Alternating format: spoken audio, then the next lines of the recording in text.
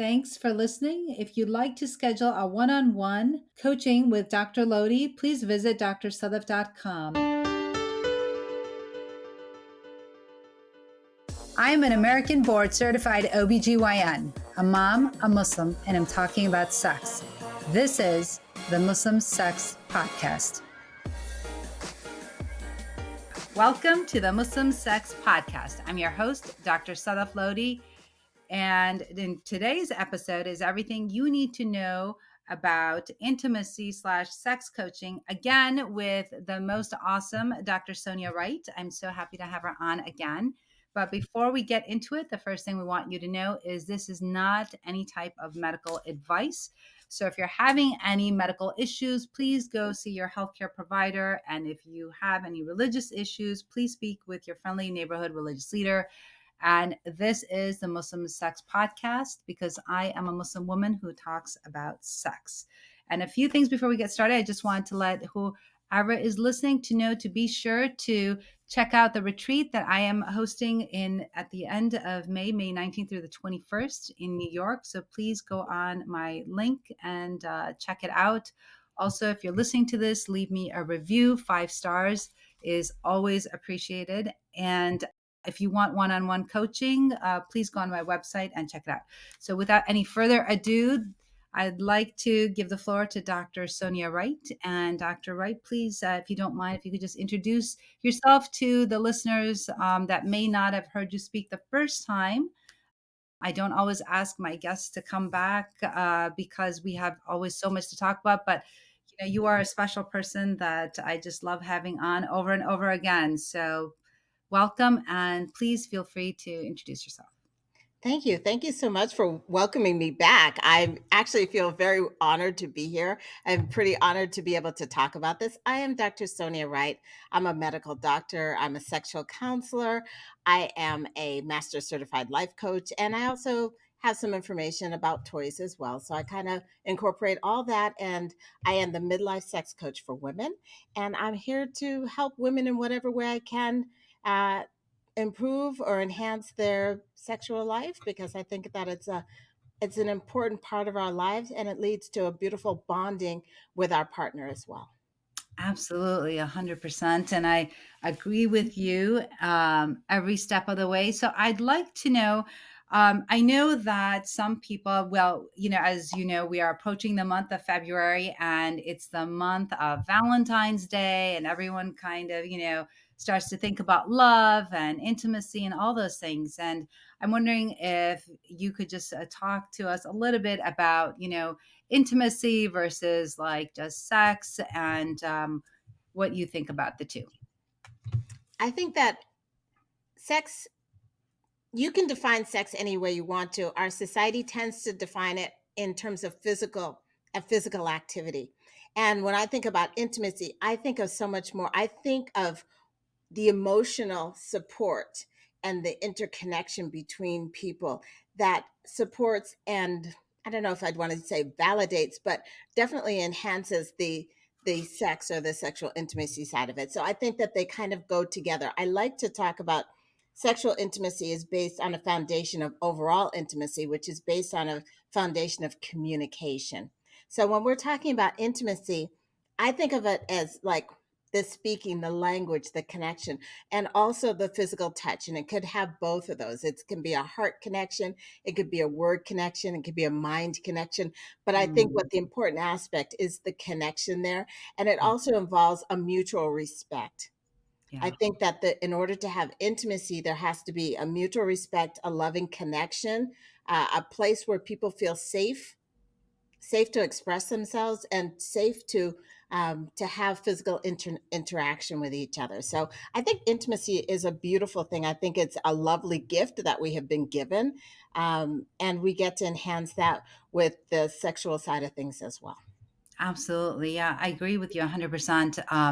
I like how you talked about the different aspects of intimacy, and I speak about that as well. There's different types, like emotional, intellectual, physical, and spiritual. And there's so many different ways that a person can connect with another person. And really, intimacy in itself is just like a closeness or a togetherness that you feel with somebody. So I think there's so many different ways to do it in and out of the bedroom, right? I think there's lots of ways that you can enhance that. So, some of our listeners are, you know, don't have, let's say, I guess, physical intimacy prior to getting married.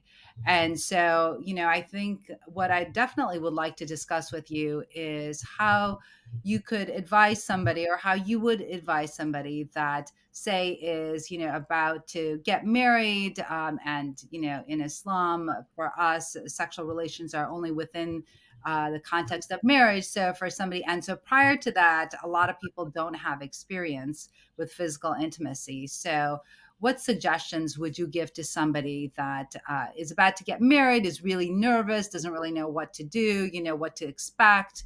What are some suggestions that you might give them? Yeah, there's so many aspects of this. One aspect that I think is an important thing is that up until that point when you're married and you go into the other side, right? Um, we often have been given information about don't engage in sexual intimacy, it's only for marriage. And so we don't know how to make that transition over to the other side. Yeah. I would say give yourself time and patience. As we talked about, there is the physical side of it. There's also the emotional connection that goes, and the emotional connection and the physical connection will both grow as time goes on. It's important to be able to be as comfortable as you can. If that means that you are able to talk to your partner ahead of time and kind of get a sense of what you would like to engage in at the beginning, that's something. If you can have that conversation with each other, that that builds that trust, that connection, and that intimacy, and that's kind of the first step. And then you can go from there and explore each other's bodies now that you're married, and you have like the what is the word that I want? The stamp Permission. of approval. There's a better word for it, but that's kind of what I have. Like, just because you have the stamp of approval does not mean you have to rush into anything. There's nothing that says that you have the stamp and then boom, wham, bam, and it's done. It doesn't have to be like this. I think of sex and sexual intimacy as a beautiful gift, and kind of a sacred, beautiful gift that we get to interact and share with another human being. And since it's this beautiful gift, I do come from a place of reverence and from a place of really, it is it is a sacred act. It doesn't need to be rushed in any way.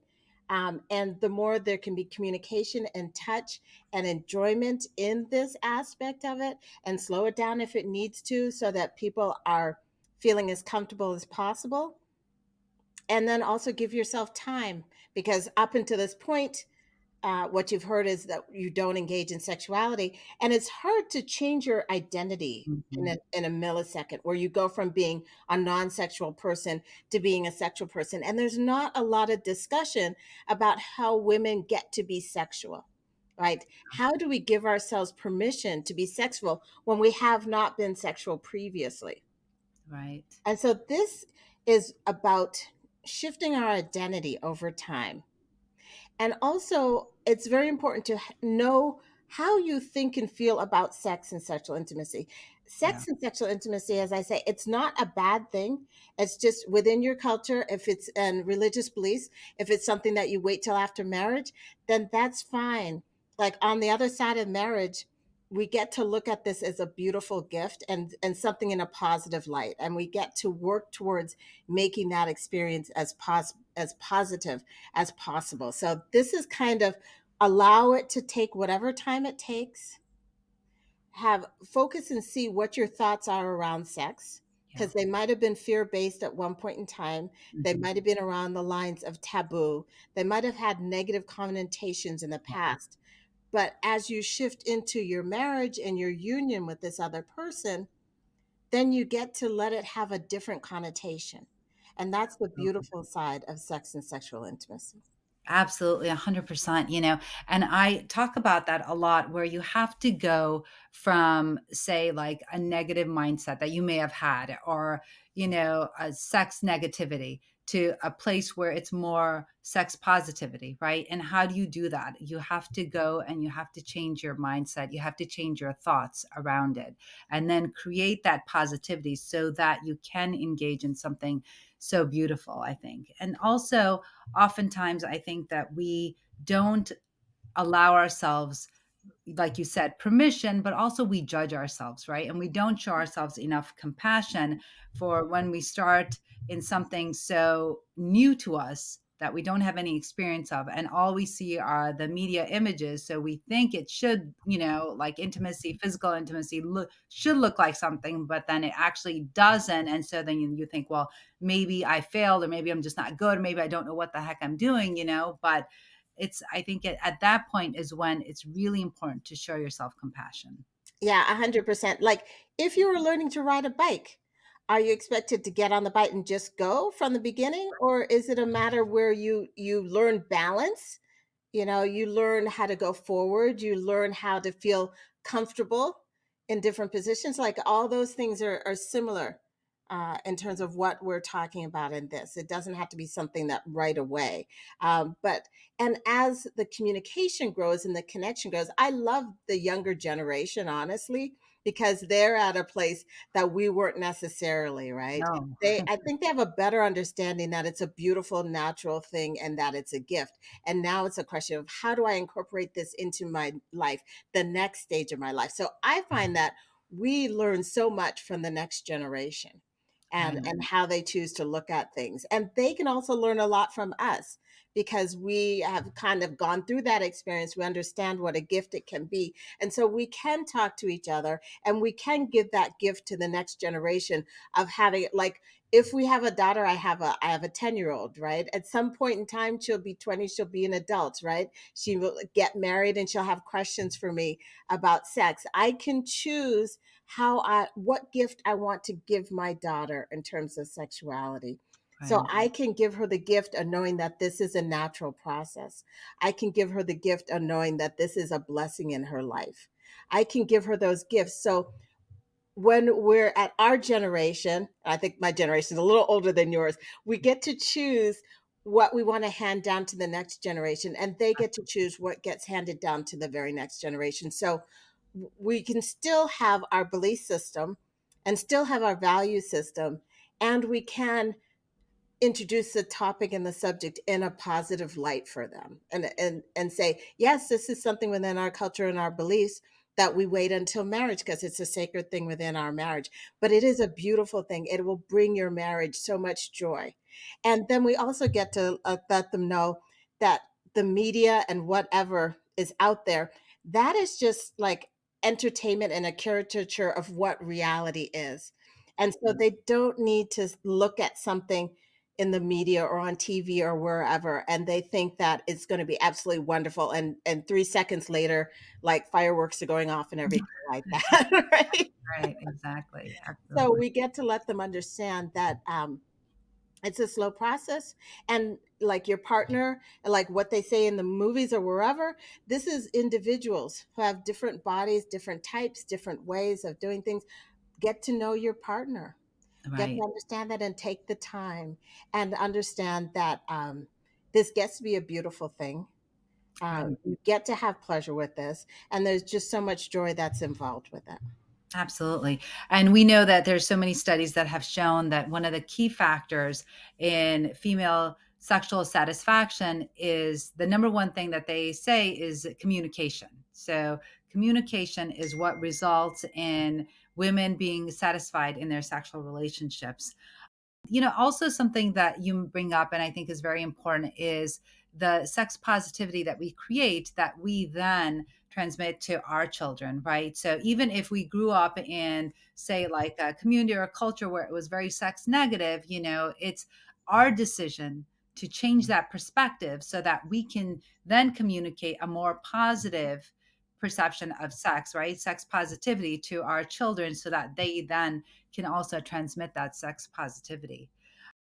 Oftentimes people ask me, like, what about when somebody experiences vaginismus, right? So you grow up and you have, like, say, like some sex negativity and you're not sure, and then you get married, and then all of a sudden now you start experiencing vaginismus. What would you tell that individual?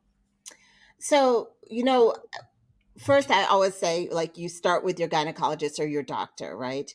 And you get checked out for that. If you have access to pelvic floor physical therapy, that's something that's very important as well. And so there's the physical component where you will get your body used to relaxing. So vaginismus is like a spasming of the tightening of the pelvic floor musculature. And people don't realize that this is such a thing, right? They think that they've heard that the pelvic floor muscles can be loose or weak, but they don't necessarily know that they can be extra strong, especially if you're growing up in an environment where you've been taught that sex is not necessarily good or it could be painful or any of those things, or you come into the experience from a place of fear. So the first half of it is to work on the physical side of it with your doctor, with a pelvic floor uh, physical therapist if you're able to. But the other side is to look at what your thoughts are. The other side is to look and see what you're thinking around this time. And it's very important. Honestly, when I work with people around vaginismus, I actually take penetration off the table, off the bedroom, out of the bedroom, whatever you want to say. I don't necessarily have the penetration because we want to stop the pain. As soon as we have pain associated with sex, there's so many levels of protection that our mind and body will put up that it does not get better just by quote unquote pushing through it or something like that. So we stop that side. We make sure the trust is there. We make sure the communication, the talking is so important. We focus on under women understanding their bodies and what their pelvic floor musculature does and how to relax that. And then we, depending on what country we're in, we have different things that the physical therapist could use to help to relax the muscles and the pelvic muscles. And so we focus on that work. And then we also focus on the trust, creating, I call it creating a zone of sexual safety where we can talk to our partner about things, where we know that we have a say in the matter, where we can be in a little bit more control in terms of penetration and things like that. So those are important aspects of it all. And then we make sure that there's no pain and we work through that in a number of different ways. Yeah, no, that's very comprehensive, and I think that that's a very good way to start out, especially with vaginismus is very common, I think, and that's something also that listeners should understand that it's very common, and it's a lot of times even just the thought of having like a pelvic exam or even putting a tampon in or anything that's penetrative causes a lot of fear and causes those muscles to tense up. So, like Dr. Wright was saying, that, first and foremost, you need to get checked out, make sure, with your gynecologist that there's nothing anatomical going on. And of course, then working with a pelvic floor therapist. And I think, to be honest, I think the most important thing actually is working with your thoughts and getting those right and working through those and how you feel about that and having that communication with your partner and letting them know when something doesn't feel right and when something's okay to continue. So I think that's very important. How would you say that sensate focus, and I'm not sure if people know what that is, but how would you say that fits in with somebody that might be experiencing vaginismus? Yeah, that sensate focus, it's a structured way of connecting, introducing touch, and then going from touch to becoming a little bit more physical and taking your clothes off, and slowly over a period of time getting to this place where you would be having sexual intimacy. So I think sensate focus is great.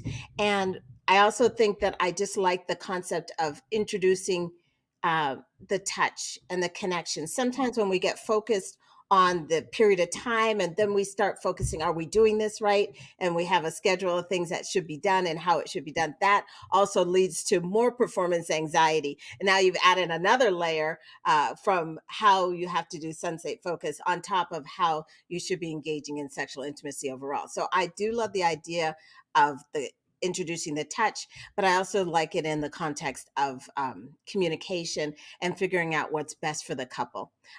Definitely introducing the touch, I think, is very important. I also love the fact that it gives you a systematic way of slowly going from being completely clothed and getting close to each other to slowly making that transition to where you are connecting and you're having sexual intimacy. Absolutely. And I think that is probably a great way for somebody that's never been intimate before to get started with intimacy, whether it's physical, and usually we're talking about physical intimacy, like you said, sensate focus focuses on touch. And so I think that's good for somebody, especially if they feel very inhibited and or perhaps nervous or scared.